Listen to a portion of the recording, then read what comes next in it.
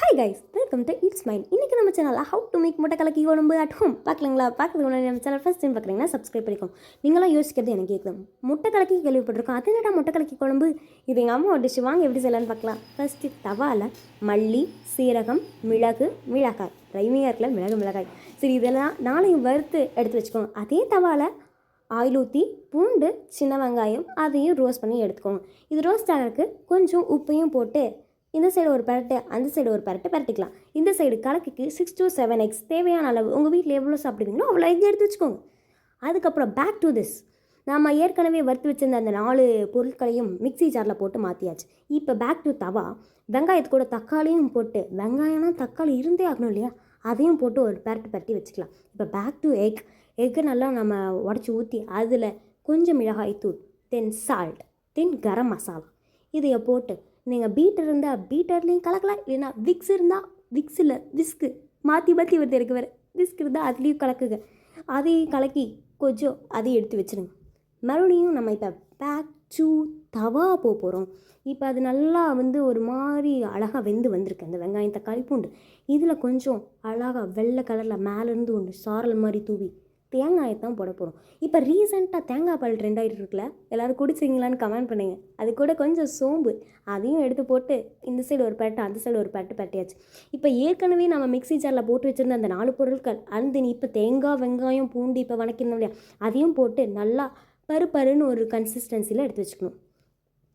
இப்போ ஏன்னா எதுவும் வாழை மரத்துக்குள்ளே எதையோ காமிச்சிட்ருக்கேன்னு யோசிக்காதீங்க. நம்ம கலக்கி தேவையான முக்கியமான எக்யூப்மெண்ட் முட்டை கலக்கி செய்கிறதுக்கான குட்டி தவா.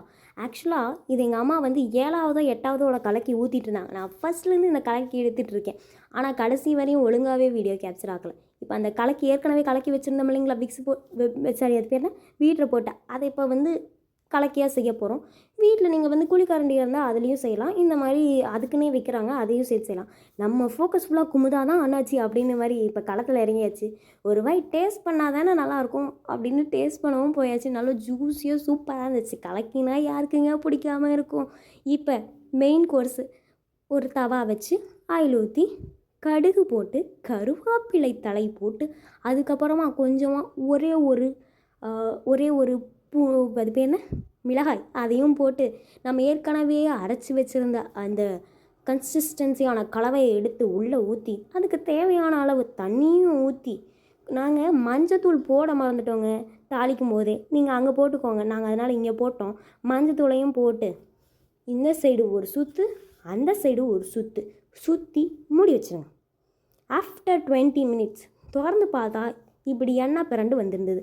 இப்போ நாம் செஞ்சு வச்சுருந்த கலக்கியை எடுத்து உள்ள அழுங்கோ அப்படி அந்த கலக்கியை போட்டு மறுபடியும் மூடி வச்சுருங்க. இப்போ ஓப்பனிங் ஸ்டேஜ் திறந்து பார்த்தா லெக் பீஸ் மாதிரி இருக்குது. லெக் பீஸே தான், அப்படி தான் இருந்துச்சு. செம்ம டேஸ்ட்டு, மஸ்ட்டு ட்ரை. இப்போ பிளேட்டிங் பண்ணிடலாங்களா? அழகாக டிஃபன் பாக்ஸில் கவுத்தி எடுத்த வெள்ளை ரைஸ், அதுக்கப்புறம் குழம்பு கலக்கி சும்மா டேஸ்ட்டு சும்மா அப்படி இருந்துச்சு. எல்லோரும் வீட்டில் செஞ்சு பார்த்துட்டு எப்படி இருக்குங்கிறத கமெண்ட் பண்ணுங்கள். நம்ம சேனலை சப்ஸ்கிரைப், லைக், ஷேர் பண்ணுங்கள். It's mind.